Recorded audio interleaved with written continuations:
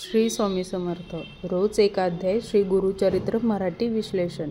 श्री स्वामी समर्थ महाराज परमपूज्य गुरु माऊलींच्या आशीर्वादाने चातुर्मास तसेच श्रावण मास निमित्ताने आपण रोज एक अध्याय श्री गुरुचरित्र मराठी विश्लेषण टाकणार आहोत. ते सर्वांनी वाचावे तसेच समजून घ्यावे. हा उपक्रम चालू करण्यामागील उद्देश एकच आहे की आपल्याला श्री गुरुचरित्र ग्रंथ आणि त्यातील गुरूंच्या लीला समजल्या पाहिजेत, तसेच त्याचा आपल्या रोजच्या जीवनात उपयोग देखील झाला पाहिजे.